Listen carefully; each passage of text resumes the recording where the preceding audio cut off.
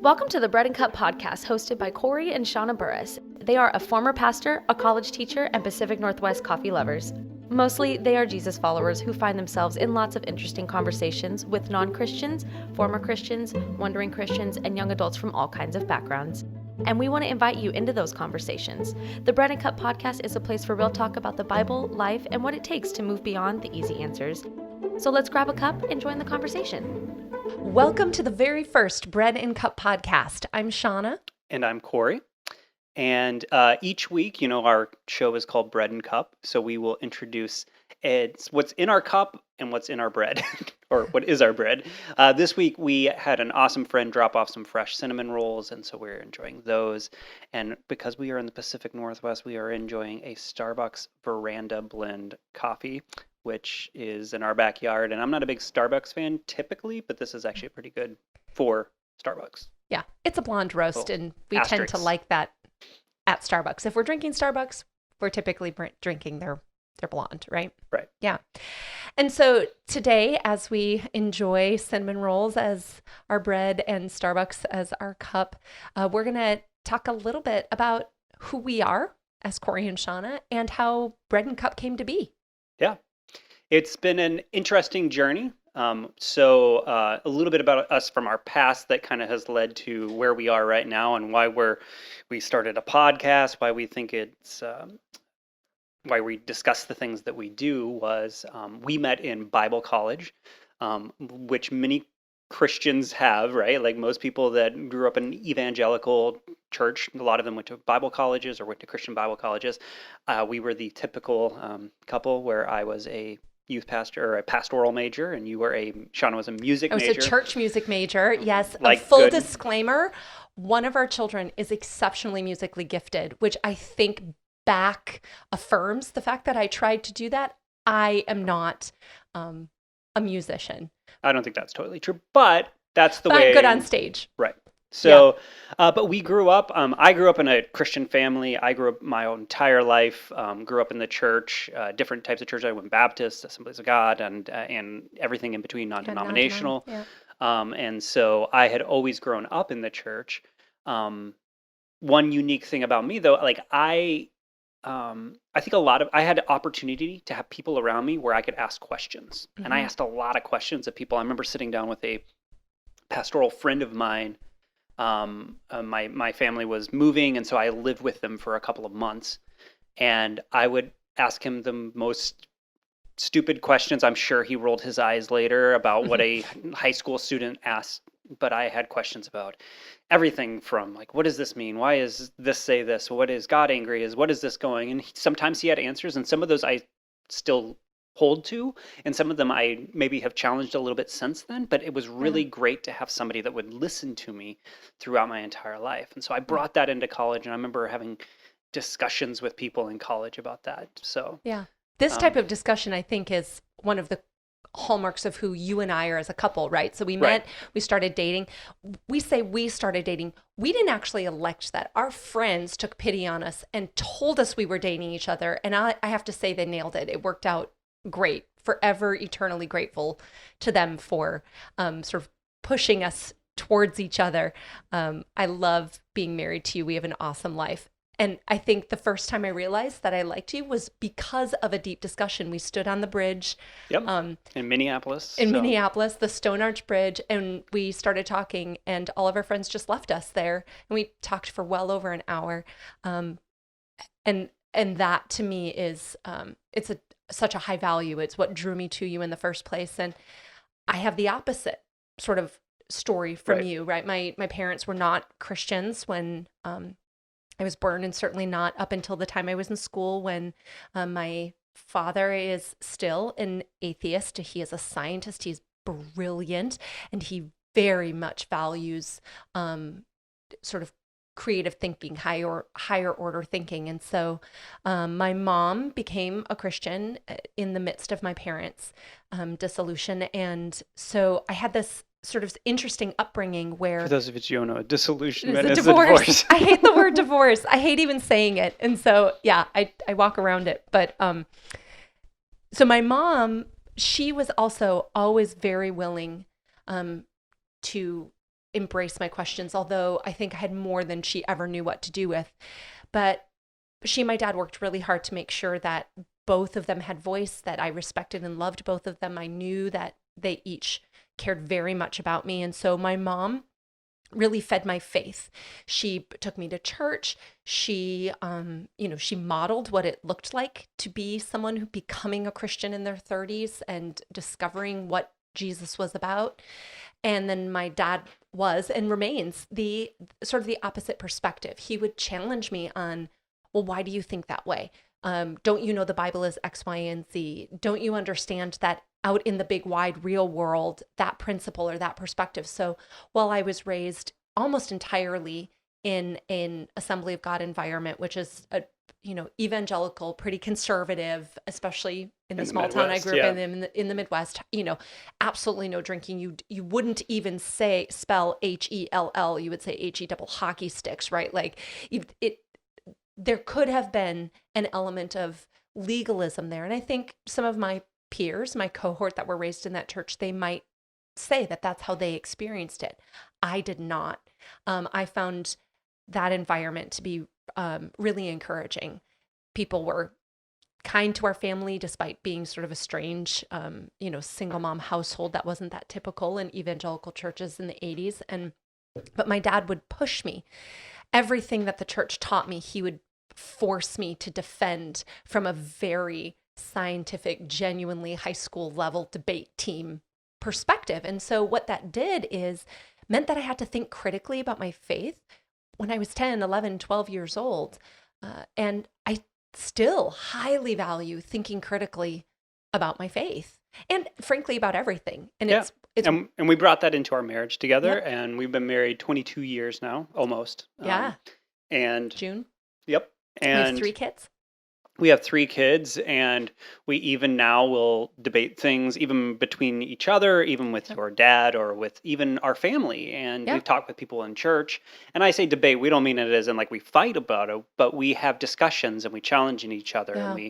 and we lean in. And so I was a pastor for about 2.5 years, something like that. Which means I was married to a pastor for That's 2.5 right. years. And Yeah. so we had the experience of being in a young church at the time, and we had a lot of good and bad that came out of that. And but have served in a heavy capacity within the church for most of our marriage. Yeah. Um, And off and on, honestly, Yeah. as we've wrestled through things, as we've gone through phases of life, careers have developed or not developed, children have been born, and some of those things, that's ebbed and flowed. We have not been in paid pastoral role now in 17 years, but we are definitely finding ourselves in more and more pastoral conversations, right. which is part of what has led to Bread and Cup. We're having all these fantastic, critically thinking, but somewhat pastoral feeling conversations. And you, with your background in and your recent master's in education and Sure. teaching in college and some of those things brings in, like I know you love to learn. We do. listen. We're nerds, okay? So we'll listen to podcasts all the time. We listen to, I'll listen to sermons. We'll I read buy the spiritual textbooks books, to read. or Yep. even not spiritual books, but books that challenge you Yeah. in the way that you think. Yep. And so we, at least I personally, I found myself people that when we were youth leaders that are now in high school or out of high school, in Yeah. college age, or even early in their marriage or whatnot, Yeah. they will come to me and they'll be like, "Hey, I have been thinking about this," and they'll Yeah. ask some big question while we sit there and drink a beer or have a coffee or whatever together, and they will sorry say, to our Assembly of God friends. By Right. the way, we're Foursquare now, so we totally do drink a beer over Right. these conversations. So we'll be sitting there, have a conversation, and they'll ask a big question like, "Well, I've always felt this way, but not felt like I could ask anybody. But you seem like Yeah. it's okay for me to say something about Yeah. it."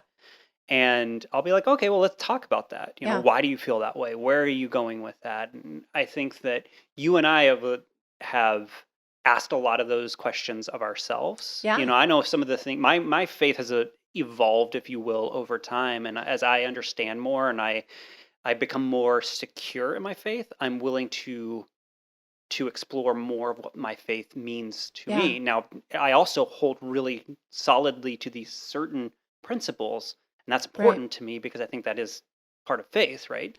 Well, I But think for both of us, we've wrestled off and on. I mean, I don't know where you're at in your faith journey, because we don't always end up agreeing on everything, and thankfully we agree on the finest points of it. But for me, there's been seasons where I've really forced myself to struggle with the ideas of, well, is the Bible trustworthy?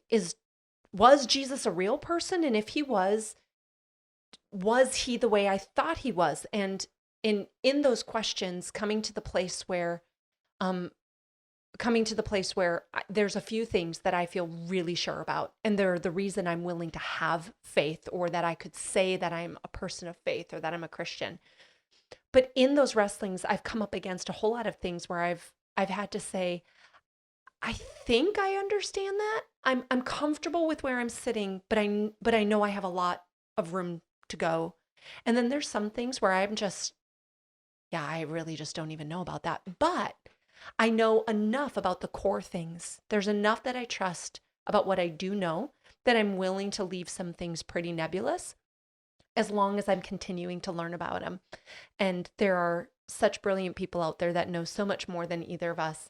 And I just keep picking up the books, and I keep having the conversations. And, you referenced I've had 6 graduating classes now come through. So it's been 5 years that I've had the privilege of teaching at a college, a small college. And it is the greatest joy of my life to stand in front of a classroom of, early 20 somethings who they're in a program that is faith-based. So there's some shared understanding there.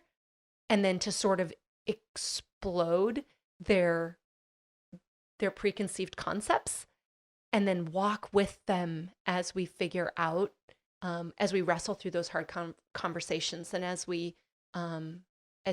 someone further down the road from them. I've lived through so much of where they are and where they're going, to be able to sort of not say that I'm ahead of them, but to sit down next to them and say, okay, I've absolutely walked this road. That hurt, that struggle, that frustration. I feel you.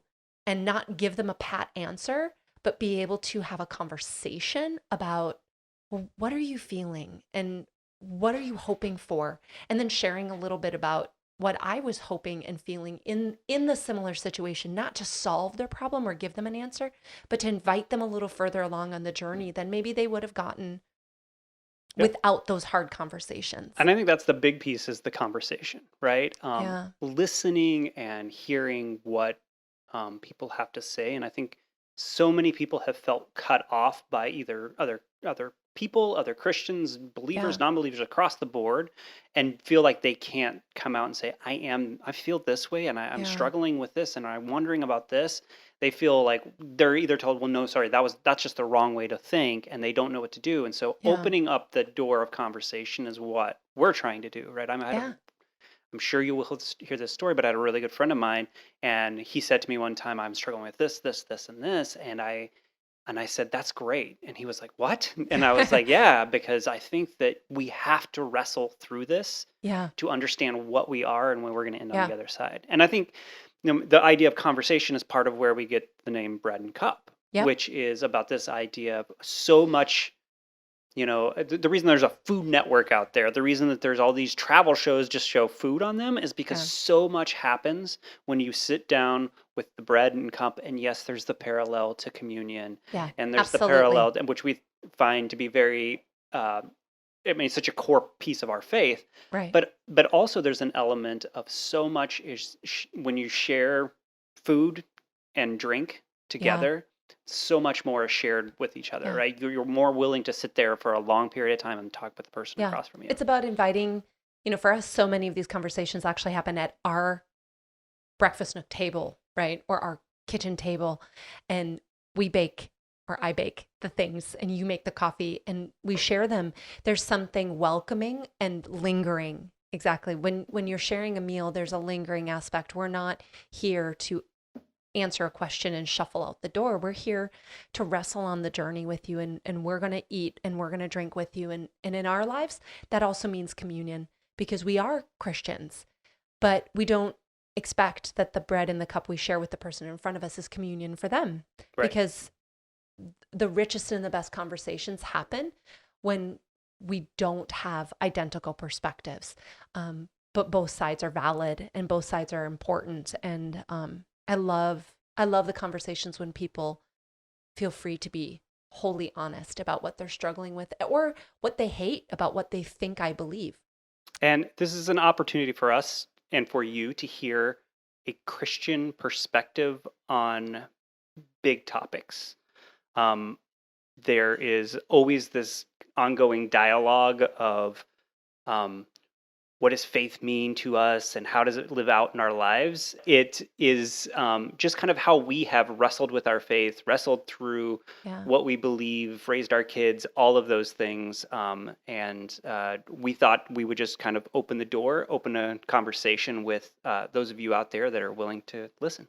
So yeah, I think that's exactly it. We are growing people. We are not fully formed. We are definitely not perfect. But we were raised to be Christians, and then we wrestled through that and wrestled hard with it in some years and circumstances. And we came out on the other side with a different view than what we entered.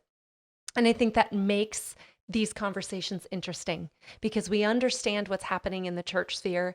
And if you are an active Christian and you are participating in your local congregation, we get that. And if you are someone who was raised in faith and you decided that you just walked away from it, that you could not understand or engage with or accept some of the things that were being told to you were part of the Christian faith or the way that you read the Bible, and you walked away, we get that. And we want to talk about those things in a way that isn't just leaning into pat answers. We are not going to throw a single Bible verse at you and say, see, this is why we're right about much. You even said, coming out the other side. Yeah. And I don't know that I've come out the other side as much as I'm in the woods and I came to an area where I could see the sun a little bit and now I'm going back into the woods at times, right? Like not on everything, right? And I think that is, kind of what we want to talk about even today is this idea that there are certain things that we need to hold on to and understand and grasp and grapple with. Yeah. But we wrestle with our faith and we wrestle with at day-to-day life. We're trying to figure this whole thing out. And while there are truths, the truth is out there, if you will, there are a lot of things that it is okay to not know. Yeah. And I think I love your analogy of the forest because obviously being a couple, we have navigated that forest together a lot of the time, but not always at the same spot. Like you've been deeper in that forest where I feel like I'm standing more in the sun. And there was a time where I certainly stopped trusting sort of the compass, if we're going to stick to the adventure analogy. I just wasn't sure that I trusted the compass. It seemed rusty and broken and unuseful. And for me, the biggest part of the reason I guess I use the language of coming out the other side is you're right. We are absolutely not out of the woods. And some of the things we've experienced just in the last 2 years were dark and heavy and certainly uncomfortable. But the difference for me in those experiences was that I wasn't trusting a story I'd been told.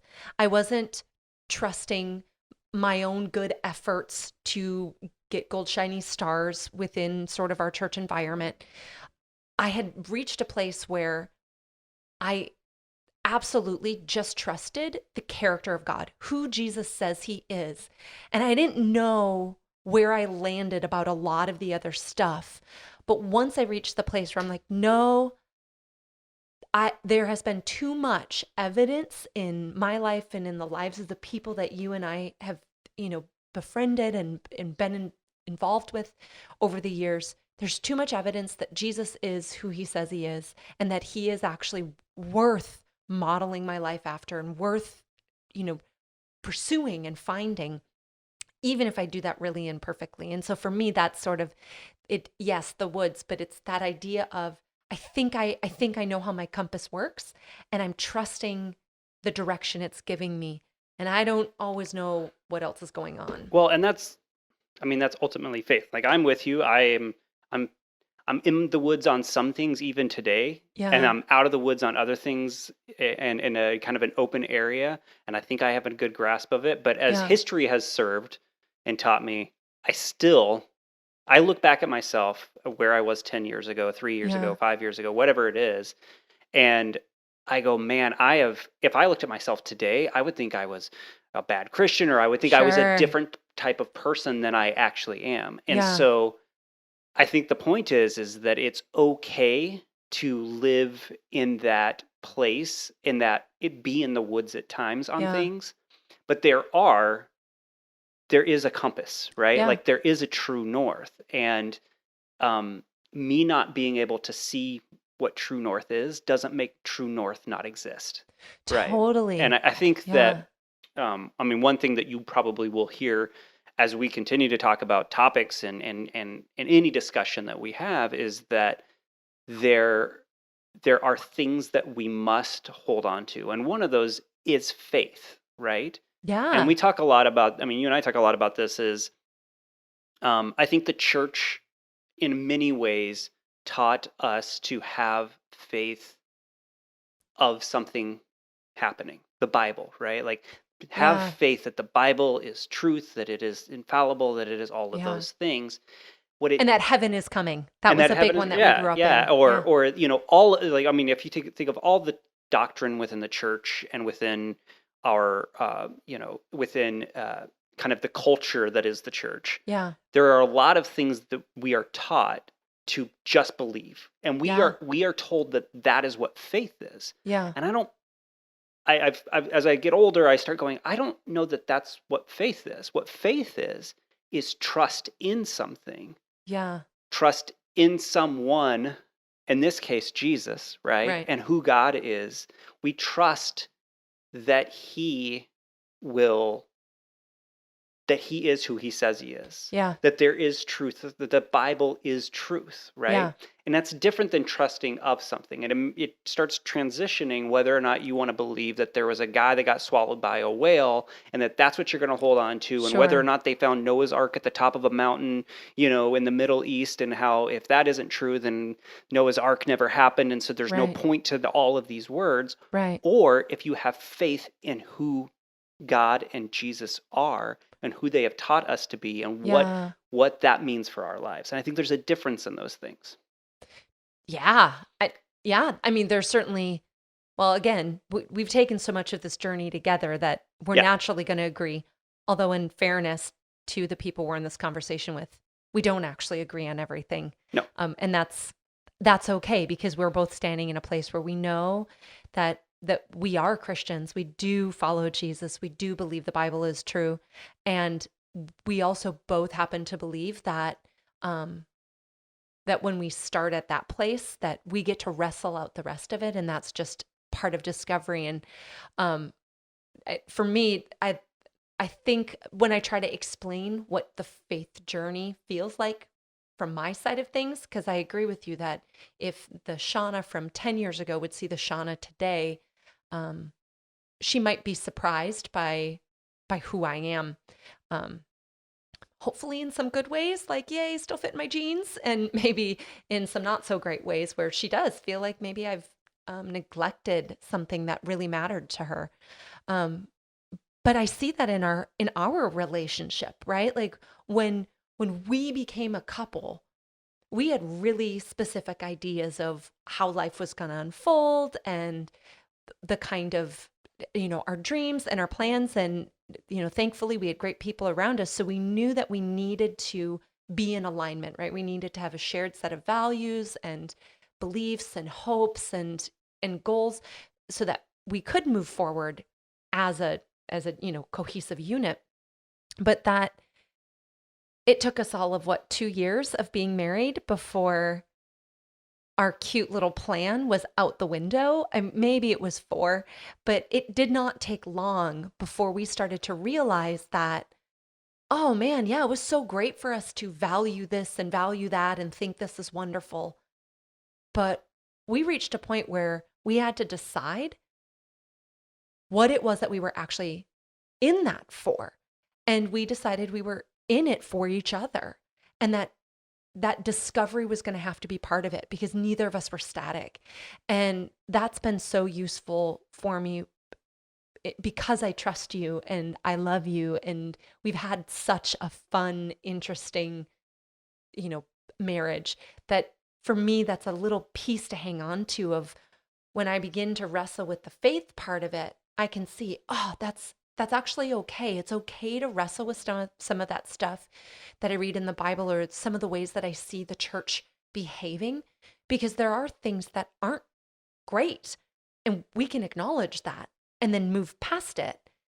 Or there's the joy and the hope of like that discovery of, oh, who you are today, Corey, is way different than the Corey I started dating. But some of that's the fun. Like that'd be so boring Right. if you were a static creature in that sense, right? You're not made of stone or wood. You are a living person who changes and grows and changes your mind about things and learns new things. And I want to approach faith in the same way that as I'm changing, and while the Bible talks about God is the same yesterday, today, and forever, that he is unchanging, that he is reliable and trustworthy, that when we, print that out and put a needle stitch of that on our needle stitch, I can't figure that out. Here we go. Needle We aren't old point. enough to be doing needlepoint or whatever, When or hipster enough. I don't know. Yeah, well, we're neither. If I hire someone to make us a letter art of that statement, it's not true. It just doesn't get the whole. Yeah. And so for me, there's actually a comfort in the idea that just like we're inviting people into this conversation, God invites me into a conversation. Like I'm not, it's not a test. I'm not showing up to the table to make sure that I know which bubble to fill in and I better get the most right. It's no, we're having a conversation with some push and some pull and some discovery. Yeah.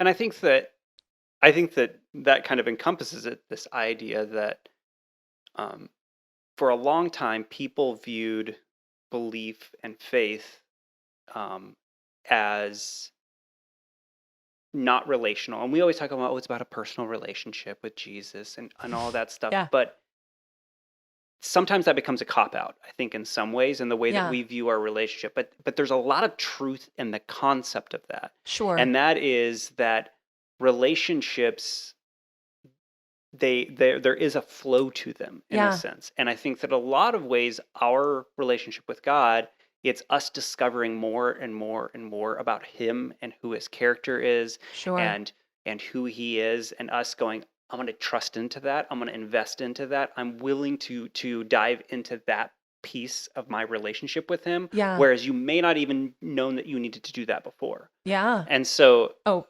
that's been so true for us. yeah. And so Things that we've wrestled with that like weren't like they weren't even on our radar, yeah, like as a thought process, let alone something worth actually wrestling through. That now, I mean, we have struggled and thought and had deep discussion, and maybe some of those things aren't even 100% settled. Yeah. But I think that what I love about the place we're in at this moment is that I think we've done a fair amount of the hard work. And while we are nowhere near the end of it, we're still discovering ourselves. What seems to happen when we're having these conversations, I'm sitting in front of a young woman who's, asking me about, well, what do I do about this situation, right? Or how do I know what I'm supposed to do for my job, right? That's just a big question for anyone in their 20s. But certainly in the Christian circles, that becomes, how do I know what I'm called to? There's this language attached to it that feels almost burdensome. And certainly for our friends and the young adults that that we're, mentors to or whatever. I don't know what language to use there, but however they end up in our lives that aren't Christians, or have stopped being Christians, they might not say called, but they certainly still ask the same thing. Like, well, how am I How do you know what I'm supposed to supposed to know? know? Right? Where Like, I'm how supposed do to be? And yeah. yeah. And how do you know what you don't know? And how do you make, and I think the beauty of the place that you and I are in is that we've done some of the hard work of struggling through it. And so there is a comfort in saying, you know what?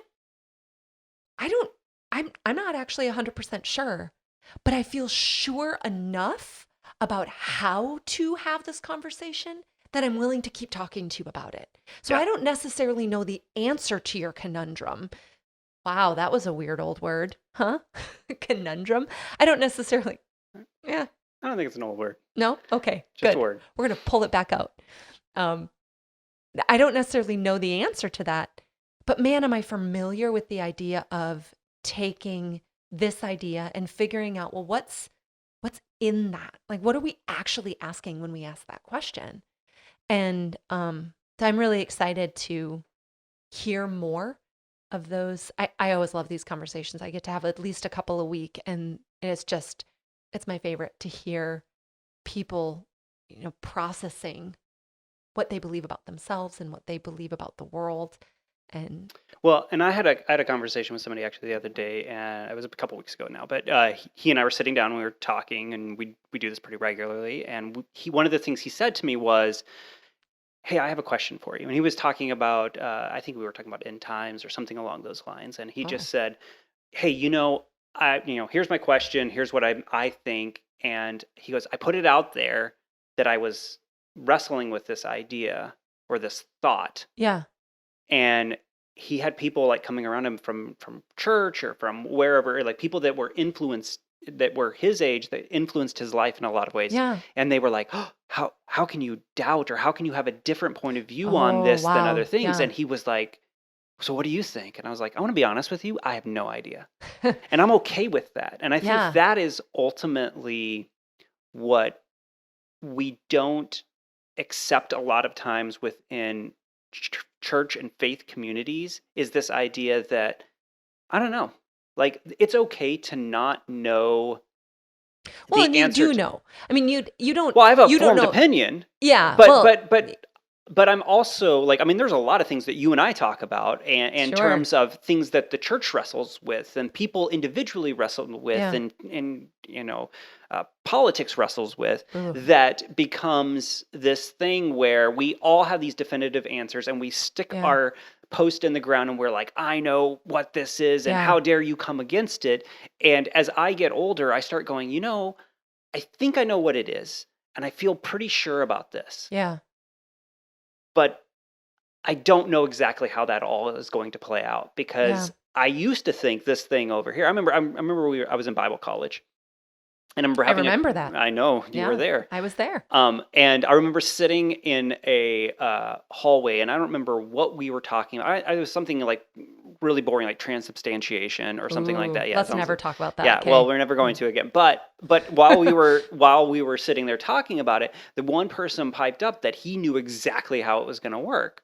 And Wow. exactly what it looked, and everybody else was like, "Well, that's stupid." And we got in this heated argument and debate Yeah. because And to be clear, the person who knew was not the professor no, with a this was just doctorate like in this was a theology. nerdy kid that That's like a 19-year-old punk. yeah. So Yeah. all of us Perfect. 19-year-olds knew everything that we had to know about Yeah. transubstantiation and what that was, what it meant, what it That's so and great. so much so that he walked out, stormed out, because most of us disagreed with his kind of point of view on it. Wow. And I think that happens a lot of times in our own lives, Sure. where we wrestle with these things, and one idea loses out over another, and I'm going to use an old person saying, we throw the baby out with the bathwater, right? Yeah. Like we throw it all out the window because we wrestle with this idea, and instead of us going, "Man, I can't land on what this looks like, but I know God is," we aren't willing to do that, right? It's like, well, Yeah. God is so connected to our belief, Yeah. whatever that happens to be, Yeah. that if we can't accept that belief, then we throw him out with it. We Yeah. throw out who Jesus was. We throw out what the Bible is. There's Yeah. discussions, and we'll have talk about this in the future. But like, the Bible is truth. It is infallible, and yet But we can, sure aren't. but we aren't, Yeah. and we can interpret it wrong, Yeah. and we can misunderstand what God's trying to say in it.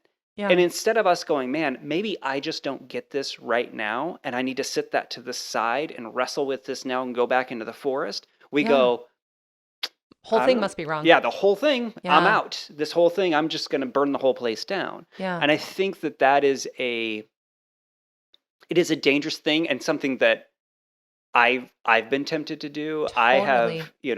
have had times where I'm like, I don't get this, Yeah.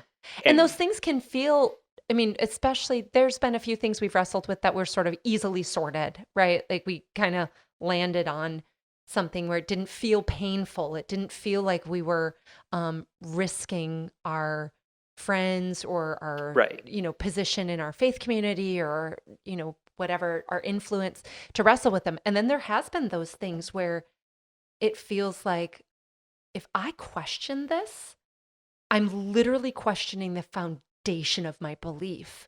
And for you, there was, I mean, I certainly slowed down a bit as I approached those topics because it was scary. It was scary to say, oh man, if I don't believe that, then every choice I've made for the last X amount of years based on my faith, they could all be wrong. And so it would have been so much easier to simply like either double down on that belief and really, plant my pole and I'm going to die on this hill, or just skirt around even thinking about it. But that's how it's taught. That's how we learned it in school, or that's how my pastor preaches about it. So I'm just going to accept it. But I'm not comfortable with that. I would actually rather wrestle something out, and do real research and have real conversations and land on, I don't think it's what I thought it was, and I'm not quite sure what it is, but I know who God is. And so I'm okay with living in the tension for the moment. And I think that knowing that it will be revealed, knowing that we will learn this, not that I think sometimes when we say that, people go, well, then truth is unattainable. No, the truth is attainable. It's just sometimes it's a process to get to the point of you need to be ready, or you have to go through other things to understand. It's like jumping into a 401 class in college, right? When you haven't learned 101, 201, 301. And there's an element of that, I think, in relationship and in your walk with God. Yeah. Well, and there can be deep, unobjective truth. I mean, you can have bedrock scientific proof of something, and there still be more discoveries to be made. And I think that's sort of the difference of simply because I can't wrap my head around it doesn't mean it isn't accurate. And it is perfectly fine for me, at least, to sort of sit in the space of, I know there's things I don't know. I know there's a lot that I actually do know. I know a lot more than I did 20 years ago. I know a lot more than I did 7 years ago. But I don't know as much as I'm going to know 5 years from now. And by the time my time on earth is done, I still won't understand all of it. But I don't need to understand all of it. Frankly, I go outside and I get in our car and I drive to the grocery store to buy food for our family. And I cannot tell you the first thing about how that hybrid engine works. I can't tell you how that There's works. a little video diagram that Is explains there? how Maybe I could go find it on battery YouTube or something. runs things. So. It's neat. Oh yeah, on the dashboard, Yeah. it does. It tells me when I'm using the battery or when I'm using gas. It's gamification of driving. I totally love it. However, it doesn't stop me from using our car. And maybe is that sort of a lame analogy? Maybe it's been used a lot in the church. I don't mean to necessarily apply it directly to church, but more to how I approach learning in general, like even leadership principles or some of the new stuff we're tackling in the class, that I don't have to be able to build out the entire framework and every piece and part to be able to understand how this functions in my life. And then when it stops functioning in my life, then I get to learn the next piece of, well, what is it that I'm not understanding that this isn't functioning in my life anymore? And what I think is great is I'll call it the Alton Brown analogy, right?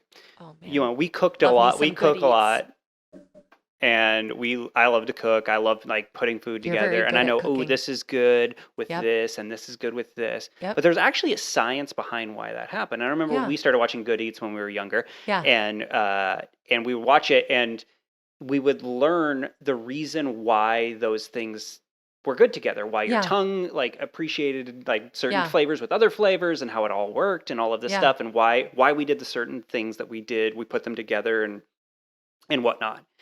And it at that point, by knowing a little bit deeper about why that all happened, sure. it gave you this sense of like, oh, I can experiment a little bit more with Yeah, you had a much greater appreciation for the things that you had learned before that were yeah. just these basic principles of cooking, which is buttery things taste yummy. Buttery things do They taste do. so yummy. But, Yeah, and then you learn the butter on everything. appreciation of Sorry, why that vegans. happened and why sweet and salty were good together and all of Yeah, those things. And all of a sudden, you started to understand a lot deeper and a greater understanding sure.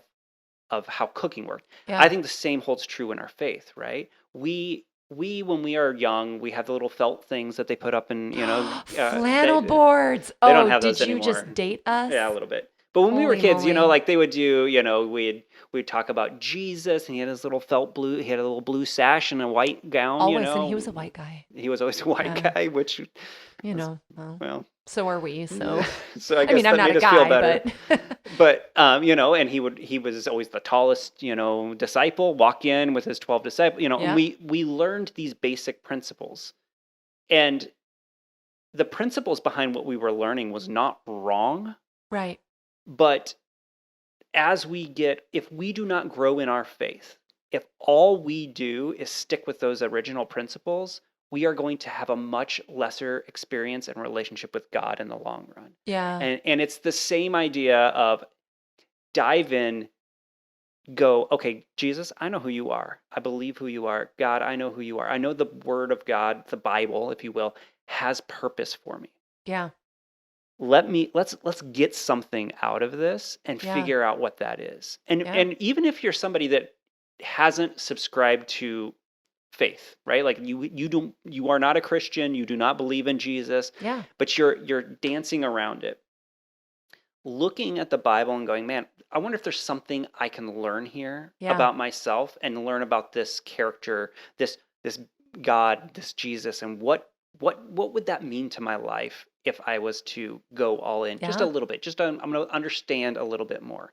You don't have to have the felt, whatever the Flannelgrams. flannelgram things Oh man. version of it, but what does that look like? So, Yeah, I think, and one of the things that I love about having conversations with people who do not have a faith background is that it pushes me to think more broadly, right? Because we were raised with flannelgrams, sometimes I don't recognize my own bias. I don't recognize the things that feel familiar. They're comfortable because they're familiar, not because I've actually wrestled them out or questioned them myself. And so I always appreciate and really invite conversation with people who have different perspectives than we do. Otherwise, it ends up being just a little bit of a like, yep, and agreeing, while very nice, doesn't actually lead to growth. And so I hope very much that that the conversation that we get to keep having doesn't center solely on a faith perspective or a faith system, but really is willing to sort of step outside of the place that is comfortable for us and look at these issues from multiple sides. And we certainly get the opportunity to do that face to face yeah. Well, I know with you have people. a teaching background, but I think that and so this, but there is value in conversation, right? Like we Yeah. learn so much better and so much more by having dialogue back and forth, right? Like Yeah. if you think, and again, going back to my analogy of learning more as you go along, and grade school, you're getting taught, you're being spoken to. Yeah. In junior high, every once in a while you get to break into groups, and you Yeah. get to do things. And then in high school, you have projects together. But in college, Oh man, group projects, they're the worst. it is dialogue, right? Like Yeah. most of the way you learn It's a is Socratic. discussion boards and talking with the teacher, and the teacher is saying, "What do you guys think about this?" And Yep. let's pull. It's push and pull type of Yeah. conversations, and there's so much value in that, and that's why I think. I mean, part of the reason we're doing this in the first place is because we need not just to push onto you, but we need pull. Like Yeah. I want somebody to push onto me and challenge me and to talk with me and to dialogue with me. And that's why when you listen to the introduction to the show, this is a dialogue. This is a Yeah. conversation. Yep. We really, really mean that because it is so important for us to sit back and go, yeah, that's a really good point. Yeah. Let's I talk don't about know. that. Yeah, let's Yeah. talk about that. Let's So talk about that. And I think, like any conversation, you have to come into it with mutual respect, right? So you and I love debating. We will pick opposite sides for the sake of debate, but it stays about the debate. And faith and life choices and, growing up, those things are highly personal. So it can feel personal, right. because they're tied to who we are as humans. But it's important to me that it stays about the topic and doesn't become personal or unkind. That it is a constructive, open, sort of open-minded, right? Like I'm willing to hear out your opinion. I don't have to agree with it, but I want to hear it out, and then let's talk about it with you hearing me out as well. And not you. You and I are good at that. With the point of how do we get closer to this relationship with Yeah. God, right? Like how do we grow Yeah. deeper? Because as we both said, we have both come so far, Yeah. and yet we are still so So far, far. right? Yeah. And so the more we can dialogue, the more that we can be pushed towards just knowing and having a deeper Yeah. love and respect for who Jesus is. And we've done some a of good the thing. work already. So that's the great thing about being on the other side of this podcast, is that you don't have to have done any work to come into the conversation. We've done a fair amount of it. Yeah. And so we will come prepared enough to have a conversation. I don't like to read, so probably not too much, but I love to read. Yeah.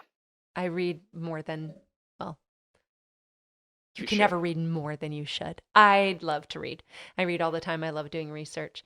So what I tend to do is I go through the book and I make the Cliff's Notes version, that's the and then ones I read. hand it to Corey, and we will tell you this goes all the way back to the college days when I would do the homework and tab the notes, and he would study and inevitably do well on the test. Got 4.0 it's my senior year, so Yeah, we're you good. did.